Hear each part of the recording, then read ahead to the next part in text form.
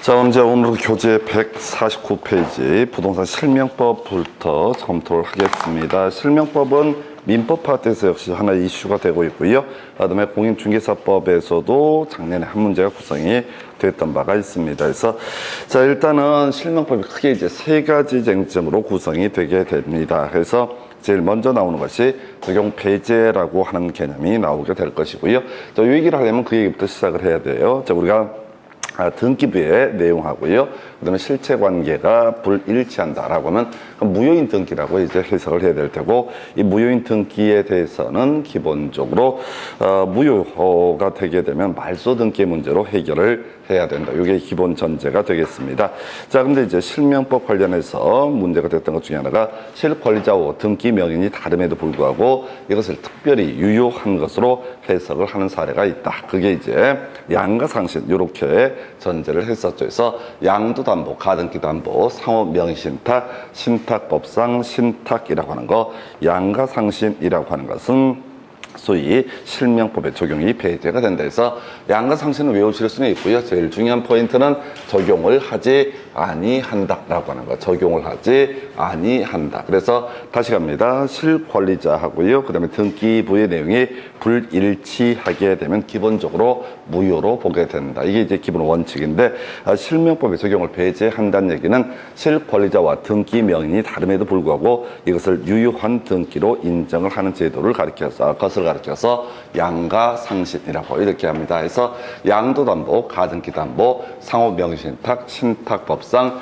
신탁이라고 하는 거. 양도담보부터 가려면 먼저 우리가 저 얘기해야 되죠. 저당권 얘기해야 됩니다. 그래서 갑 소유의 X 토지에 대해서 을이라는 사람이 돈을 빌려주고 저당권 이라고 하는 것을 갖게 된다. 저당권을 가지게 된다. 자, 그랬을 때 채무를 변제하지 않게 되면 채권자 을이라는 사람은 나중에 청사자 경매 청구에서 자신의 채권의 변제를 받을 수 있는 것을 저당권이라고 부르게 됩니다. 자, 근데 돈 빌려주는 시스템 중에서 양도담보라는 개념이 하나가 있게 되죠. 그래서 자, 양도담보권을 가지고 있다라고 하는 얘기는 형식은 이렇게 됩니다. 자, 갑에서 을로의 소유권 이전 등기라고 하는 것이 이루어지게 될 것이고, 갑에서 을로의 소유권 이전 등기가 이루어지게 될 것이고, 자, 그 다음에 이제 나중에 갑이 을에게 채무를 변제하지 않게 되면 을이라고 하는 사람은 갑에 대해서 이 부동산의 가액에서 자신의 채권액을 뺀 금액을 청산금으로 지급하고 이 소유권 자체를 먹을 수 있는 제도를 양도담보권이라고 부르게 됩니다.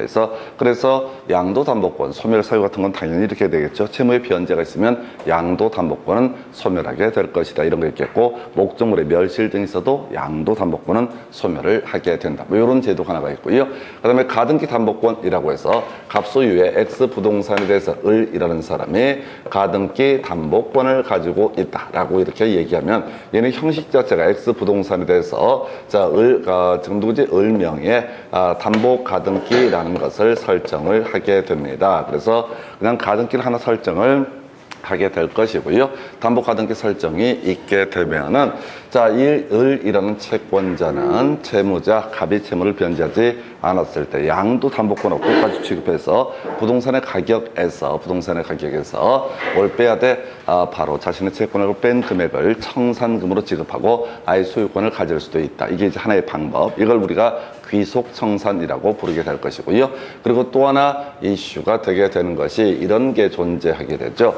이 가등기, 담보 가등기 권리자라고 하는 이 사람은 갑에 대해서 경매 청구해서 이 부동산 팔아서 자신의 채권 변제 충당을 할 수가 있다라고 하는 거, 요런 게 이제 하나의 축이 되게 됩니다. 그래서 양도담보가 눈에 확 띄죠. 양도담보는 실제 소유자는 갑인데 등기부에는 을 명의로 되어 있다. 그래서 실체 관계하고 등기자 아버지 그다음에 등기부상 내용이 불일치함에도 불구하고 특별히 유효한 등기로 본다. 그래서 사실은 담보 가등기도 약간 이제 애매한데요. 이제 이게 양도담보권하고 같은 관점에서 보시는 거예요. 그래서 을명의의 담보 가등기가 있다라고 하게 되면 나중에 청산금 지급하면 소유권을 취득하는 건 별개의 문제로 현재 담보 가등기라고 하는 것 자체에도 불구하고 여전히 소유권은 누구한테? 갑에게 있다라고 해서 이게 실체 관계와 등기부 내용이 불일치한 것으로 해석을 해봐야 되겠고요. 이런 경우에는 가지는, 자, 하여튼 두 가지는 바로 부동산 실명법을 적용을 하지 않는다. 요렇게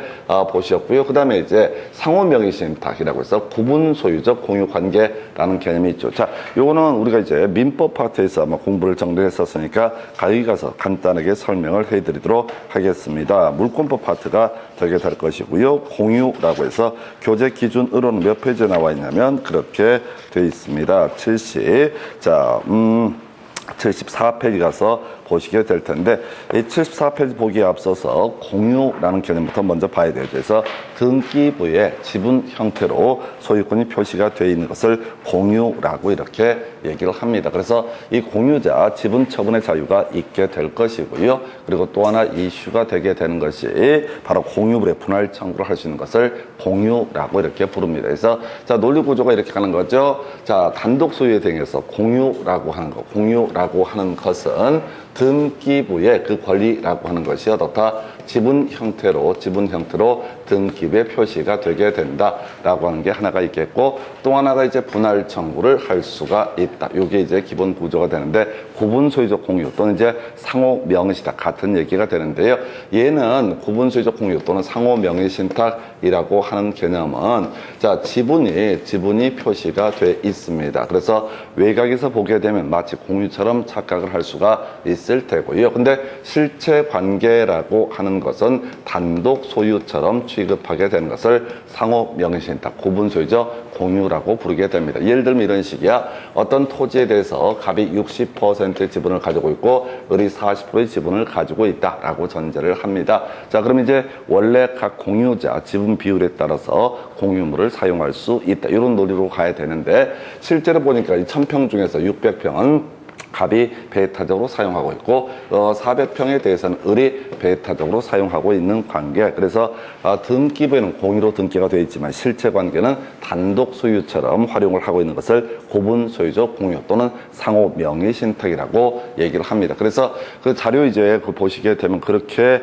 정의를 하게 되죠. 상호 명의신탁에서 일단은 얘는 단독 소유로서의 성격도 가지고 있고 공동 소유로서의 성격도 가지고 있다. 그래서 단독 소유니까 자, 갑이라고 하는 사람은 이 600평 부분을 단독으로 다 마음대로 사용할 수 있다. 을이라는 사람은 B 부분을 다 단독으로 마음대로 사용할 수 있다. 그래서 갑이 A 부분을 사용을 하는데 B가 와서 건물을 짓거나 어떤 방해를 하게 되면 자, 갑은 을에 대해서 방해 배제 청구를 할 수 있다라고 하는 것. 그 외에 이 갑이라고 하는 사람은 이 특정 부분에 대해서 병한테 뭘 할 수 있다? 양도를 할 수가 있다. 이런 식의 논리 구조가 단독 소유로서의 성격을 가지고 있는 것이고요.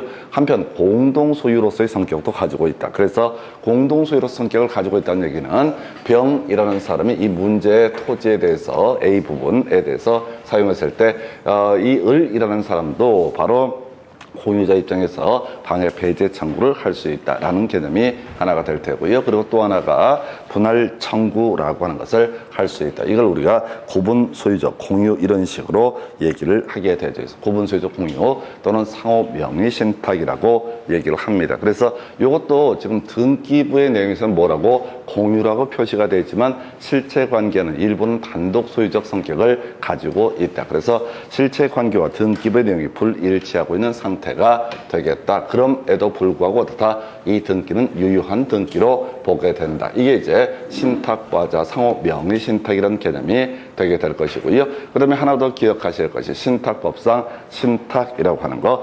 자, 신탁 얘기는 등기법이라든가 이런 데서도 이슈가 되죠. 그래서 등기법 얘기부터 먼저 하시고 아마 이제 학계로 먼저 얘기를 가지고 개념을 설명을 드리고 나서 등기법 내용을 설명을 드리도록 하겠습니다. 자, 부동산 학계론 관련해서 주어진 데이터 중에서 개발관리론이라고 해서 19페이지 가서 보시게 되면은 부동산의 개발 분류라고 해서 자체 개발 사업하고요, 지주 공동 사업으로 분류를 할 수가 있다. 그래서 이 자체 개발 사업이라고 하는 것은 토지 소유자고요, 그 다음에 개발업자 중에서 토지 소유자가 혼자서 하는 개발을 뭐라고 합니다? 자체 개발 사업. 이에 비해서 지주 공동 사업이라고 하는 것은 토지 소유자와 개발업자가 함께 하는 개발을 가리켜서 지주 공동 사업이라고 정의를 하게 됩니다. 그런데 이제 이 지주 공동 사업은 다시 두 가지 방식으로 구분해 설명했었죠. 결합해서 사업 시행을 한다라고 했을 때 수탁 방식이 있고 신탁 방식이 있게 된다. 그래서 수탁 방식은 토지 소유자가 개발업자에게 맡겨서 시행하는 방식을 수탁 방식, 그 다음에 신탁 방식이라고 하는 것은 형식적으로 그 소유권이 이전되는 것, 수탁자한테 형식적으로 소유권이 이전되는 것을 뭐라고 한다? 신탁 방식. 그래서 작년에 이 두 문제 개론에서 출제가 됐었죠. 관리 신탁, 처분 신탁, 분양 신탁, 담보 신탁 이런 용어를 쓰게 됩니다. 그래서 자, 관리 신탁이라고 하는 거, 자, 관리해가지고 얻게 되는 이익을 위탁자에게 넘겨주게 되는 것을 관리 신탁. 처분 신탁은요, 팔아서 일정한 이익을 위탁자에게 교부하는 방식. 분양 신탁, 제가 단어만 가셔야 돼. 분양해서 그 이익을 돌려주는 방식을 분양 신탁. 담보 신탁이라고 하는 것은 뭐라고요? 자, 담보물을 제공해 주는 방식. 해서 소위 이제 등기 명의인 위탁자, 등기 명의인 위탁자가 바로 수익증권을 수탁자가 등기 명의인이었던 위탁자에게 수익증권을 제공을 하게 됩니다. 그래서 이 사람이 이제 위탁자가 그걸 담보로 대출을 받을 수 있는 방식에서 이걸 가실 때 내용을 자꾸 보려고 하지 마시고 기본 단을 가야 돼. 그래서 관리 신탁, 처분 신탁, 분양 신탁, 담보 신탁 읽어봐봤자 남는 거 아무것도 없습니다. 그냥 뉘앙스 정도 가지고 접근하셔야 돼. 공부하실 때 절대로 이걸 줄줄줄 깨겠다는 건 꿈 같은 일입니다. 그래서 그렇게 해봤자 시험 보실 때 남는 게 아무것도 없어요. 그래서 이름 외우고 있으면 다 풀 수 있게 문제 구성합니다. 그래서 관리신탁, 처분신탁, 분양신탁, 담보신탁. 자, 그리고 요거랑 같이 연계해서 기억하실 주제가 어디에서 나오냐면 바로 신탁 등기라고 해서 등기법에서 논의의 쟁점을 삼게 되죠. 그래서 신탁 등기 매년 한 문제 정도 구성이 되어 왔는데 30회 때 출제가 되지 않았던 사례가 되겠고요. 여러분 자료 기준으로 250, 자, 4페이지 가서 확인을 해 보도록 하겠습니다.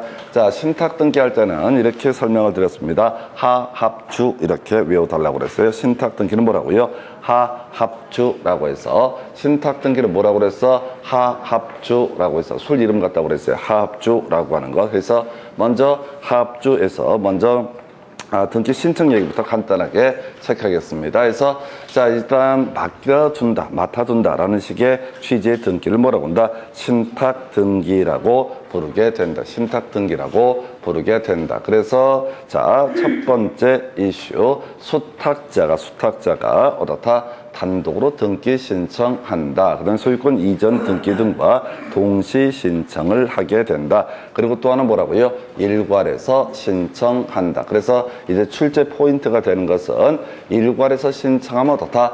바로 일괄해서 실행을 하게 된다. 해서 소유권 이전 등기, 자, 위탁자에서 수탁자로 넘어가는 등기, 소유권 이전 등기하고요. 그리고 또 하나 이슈가 되게 될 것이 저기 있어요. 바로 소유권 이전 등기하고 맡아둔다라는 취지의 등기, 신탁 등기를 어떻다? 동시에 실행한다. 이걸 이름하여 하나의 순위 번호를 사용하게 된다. 그 다음에 이제 수탁자가 여러 명일 때는 어떻다? 바로 합유인 뜻을 기록을 하도록 한다. 문제 구성할 때 공유인 뜻을 기록한다. 이렇게 말장난들을 하게 됩니다. 그 다음에 이제 주등기 얘기가 중간에 하나 나와 있어요. 그래서 우리가 아까 처분 신탁이라고 해서 팔아버릴 수도 있다고 그랬습니다. 누가? 수탁자가. 자, 지금 이제 신탁을 통해서 가지고 있는 부동산을 팔아버릴 수가 있다. 근데 이걸 팔 때 누구한테 파냐면 바로 수탁자 자신에게 팔아버릴 수가 있다. 원래 처분신탁은 뭐야?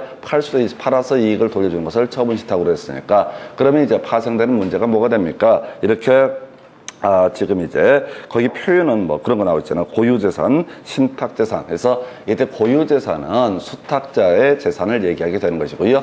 신탁재산이라고 하는 것은 위탁자, 맡겨둔 재산을 의미하게 됩니다. 그래서 맡아둔 재산을 가지고 자신이 직접 매수를 하는 이런 형식의 경우를 가리켜서 자, 이제 이걸 뭐라고 그런다? 소유권에 관한 등기가 되니까 바로 주 등기로 처리한다 해서 이렇게 합주라고 하는 그 외 말소 등기 등도 마찬가지죠. 끄트머리 가면 하나의 순위 번호를 사용한다. 그래서 최소한 지금까지 문제는 모든 문제가 하합주 이 얘기로 다 계산이 되게 됩니다. 틀린 걸 고르셨을 때 하나의 순위 번호라고 하는 것을 각각의 순위 번호를 사용을 한다. 이렇게 하나의 쟁점을 삼을 수가 있겠고요. 각각의 수지본에서 보통 틀리게 구성합니다. 그 다음에 이제 합유라고 하는 것을 공유라고 이렇게 말장난을 하게 될 때 당연히 주등기라고 하는 것을 부기등기라는 형식으로 이렇게 표현을 하게 됩니다. 그래서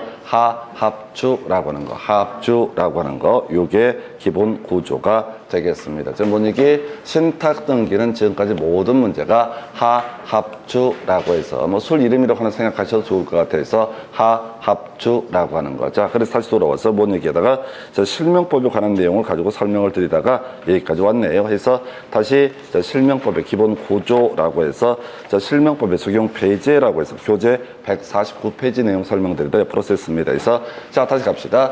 우리가 등기부의 내용과 실제 권리 관계가 불일치하면 무효인 등기이고 이건 말소 등기를 해야 된다라는 전제가 쌓이게 되는데 부동산 실명법에서는 이런 대원칙에도 불구하고 양가 상신 등에 대해서는 어떻다 실명법을 적용하지 않는다 이렇게 전제를 삼게 됩니다. 해서 양가 상신 이렇게 기억을 하시고요. 그 다음에 파생되는 문제 해지라고 하는 건 나와 있죠. 문장 보시면 안 되고요. 이 등기라고 하는 것이 유효하다라고 했을 때 바로 해지의 문제. 우리가 이제 민법에서 공부하실 때 이런 거 있었죠. 무효인 법률행위 취소할 수 있는 법률행위. 그 다음에 또 뭐가 있었지? 바로 유효인 법률행위 이렇게 갔을 때 어떤 법률행위가 유효했을 때만 해제나 해지의 문제가 발생을 하게 된다. 해서 해제나 해지의 문제가 발생을 하게 된다. 그래서 자, 이거 지문을 보지 마시고 유효했을 때는 뭘 할 수 있다? 해제 또는 해지를 할 수 있다. 그래서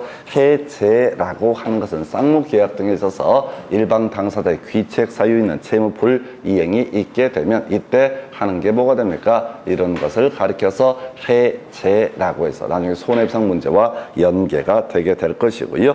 자, 그 다음에 이제 해지라고 하는 거, 장래돼서 그 효력을 소멸시키게 되는 것을 해지라고 부른다. 그래서 일단 첫 번째 키워드, 뭐 설명 길게 드렸는데 기억하실 단어는 적용이라는 단어를 암기를 하셔야 되죠. 그래서 적용이라는 거, 다음 중 실명법 적용되는 것은 적용되지 않는 것은, 그러면 이제 적용되지 않는 거 양가상신이라고 하는 거, 양가상신은 어떻다? 실명법이 적용되지 않는다. 그 정도까지. 그 다음에 그렇게 중요한 쟁점은 아닌데요. 부부간의 명의신탁이라고 하는 거, 요거 제한적 유효라고 해서 일단 실명법을 적용을 하긴 합니다. 부부간의 명의신탁도 기본적으로 실명법을 적용하기 때문에 실권리자와 등기 명의 다르면 원래 무효인 등기로 해석을 해야 됩니다. 자, 그런데 이게 조세 포탈 등을 목적으로 하지 않는 그런 부부간의 명의신탁이다라고 전제가 되게 되면은 이때는 자, 이 등기 특별히 유효한 것으로 해석을 하게 된다. 그래서 소유자가 누구냐 이게 포인트죠.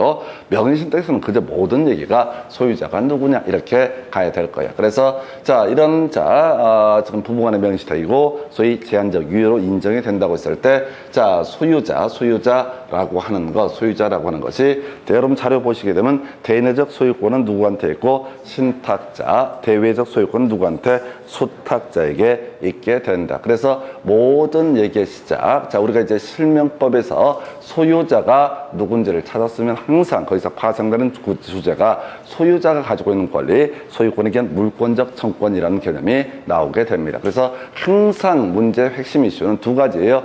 실명법 등에서 명의신탁 관련해서 이슈가 되는 것은 소유자가 누군지를 먼저 찾는 게 제일 중요하다. 두 번째 이슈, 소유자가 특정되게 되면은 그때 파생되는 문제가 뭐라고요? 소유자는 소유권에 대한 물권적 청권 행사할 수 있다. 이렇게 이제 스토리를 가는 거야. 소유권에 대한 물권적 청권이 뭐냐라고 했을 때 이건 숙지를 되셔야 되는데 여러분 자료 기준으로 73페이지 가서 보시게 되면은 민법에서 공부하는 주제 소유권에 대한 물권적 청권이라고 해서 자, 소유자라고 하는 사람 반환 청권 행사할 수 있고요. 방해 제거 청권 행사할 수 있고 방해 예방 청권 등을 어떻다 행사할 수 있다라고 이렇게 되어 있습니다. 그래서 자, 반환 청구라고 하는 것이 나와 있죠. 그래서 소유자라고 하는 것, 소유자. 자, 자신의 물건을 점유할 권리 없이 점유한 사람에 대해서 어떻다 그 반환을 청구할 수 있다. 이걸 이름하여 소유물의 반환 청구권이라고 부르게 됩니다. 그래서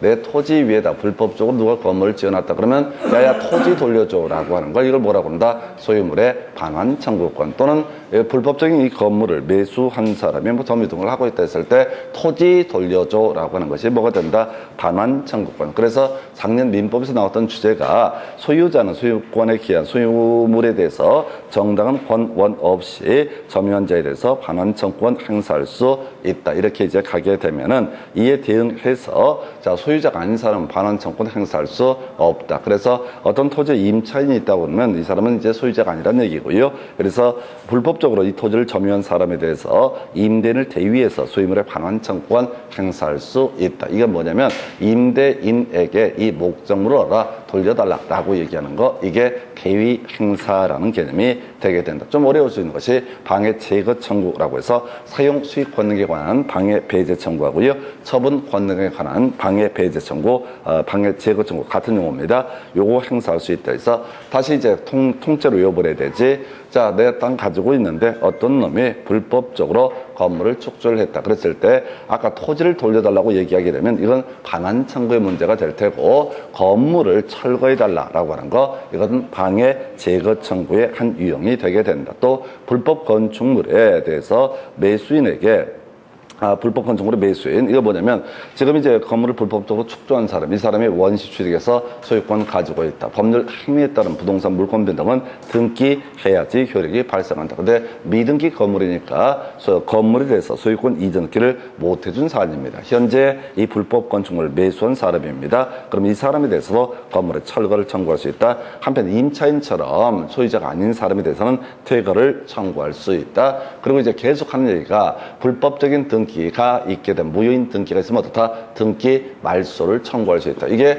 머릿속으로 세팅이 돼야 돼요. 실명법에서는 다른 논의는 별개의 문제로 하더라도 우리가 소유자를 찾는 건 누구나 이제 몇 개의 공식에 따라서 정리를 할 수가 있습니다. 근데 소유자를 찾은 다음이 문제가 되는 거야. 소유자만 뭘 행사할 수 있다? 소유권에 기한 물권적 청구권을 행사할 수 있다. 이게 세팅이 돼야 돼. 그래서 소유자가 아닌 사람은 소유권에 기한 물권적 청구권 행사할 수 없다라고 이렇게 뼈대를 잡아줘야 되죠. 그래서 자 제한적 유효라고 해서 논의했던 쟁점, 부관의 명의신탁이라고 하는 거 조세 포탈 등을 목적으로 하지 않는다라고 전제가 됐을 때 자 대내적 소유자는 신탁자가 될 테고 대외적 소유자는 뭐가 된다? 수탁자가 되게 된다. 그래서 나머지 갈 것도 없고요. 그래서 이게 유효하다 보니까 모두 할 수 있다. 해지라는 것도 할 수가 있다. 유효하기 때문에 어떻다? 해지라는 것도 할 수 있다. 그래서 이제 몇 가지 쟁점이 나와요. 뭐 예를 들어서 자 갑하고 을 사이 이게 이제 부부다라고 이렇게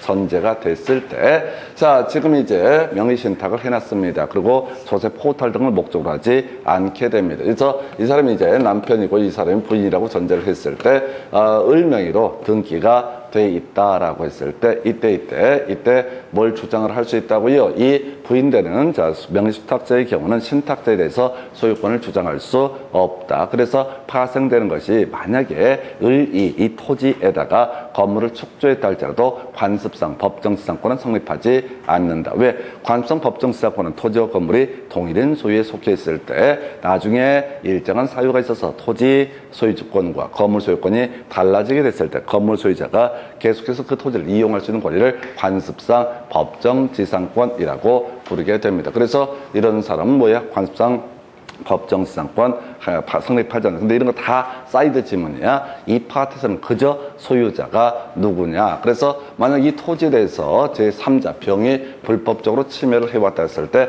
갑은 대외적 소유권이 없기 때문에 누구에 대해서 병에 대해서 뭐 건물의 철거 청구라든가 이런 것들 소유물의 반환 청구는 행사할 수 없다. 딱 요 정도 내용입니다. 그래서 깊이 가지도 않고 중간에 이상한 판례들 나올 수 있는데 쫓아가면 안 되고요. 그저 소유자가 누구냐 얘기하고 같이 묶어서 소유권을 가지고 있으면 소유권에 대한 물권적 청구권 행사할 수 있다. 딱 요걸로 가시게 됩니다. 그 외 얘도 유효한 것으로 보기 때문에 뭘 할 수 있다? 해지라는 것을 할 수 있다. 그럼 이제 여기서 파생되는 문제가 그 다음에 이제 우리가 끊어서 살펴드릴 무효인 명의신탁이다라고 하면 양자간 등기 명의신탁, 삼자간 등기 명의신탁, 계약 명의신탁 뭐 이런 주제들이 나오게 될 텐데 그런 것은 모두 다 해지할 수 없다라고 하는 그런 것은 어떻다? 무효이면 어떻다? 해지할 수 없다. 지금까지 나왔던 문제 제일 어려웠던 것이 양자간 등기 명시다고 저거 쭉 깔아놓고 끄트머리 가서 해지할 수 없다. 옳은 것을 고르죠. 답을 자 다시 양자간 등기 명시인탁 관련해서는 무효이기 때문에 어떻다? 해지할 수 없다. 요걸 가지고 출제 쟁점을 삼아낸 바가 있습니다. 그래서 자 이게 이제 이렇게 해서 두 가지 적용 범주라고 하는 거 다시 갑시다. 양가상신이라고 하는 것은 키워드가 뭐라고요? 적용을 하지 않는다. 이 문제 되게 까다롭으면 박스 딱 쳐놓고 다음 중 부동산 실명법을 적용하는 것은 적용하지 않는 것은 그래서 적용하는 것은 하게 되면 나머지는 다 어떻다? 적용을 하게 된다. 우리가 암기하셔야 되는 것은 적용하지 않는 것만 기억을 하는 거죠. 그래서 적용하지 않는 게 뭐라고요? 양가상신 등에 대해서는 이 법을 적용하지 않는다. 두 번째, 부부간의 명의신탁 출집이 더 많이 떨어집니다. 그래서 일단 부부간의 명의신탁 얘기하게 되면 이제 무조건 조세 포탈 등을 목적으로 하지 않는다. 이게 전제가 깔려야 돼. 그래서 대내적 소유권은 신탁자에게, 대외적 소유권은 누구한테? 수탁자에게. 그리고 실제 문제를 풀어갈 때는 소유자가 뭘 주장할 수 있다? 소유권에게 물권적 청권을 행사할 수 있다. 소유자가 어떻다? 소유권에게 물권적 청권을 행사할 수 있다. 요렇게 가게 됩니다. 여기까지가 자 적용 범주 등에 관한 주제. 잠시 끊었다가 이제 제일 하이라이트 바로 무효인 명의신탁에 대해서 설명드리겠습니다.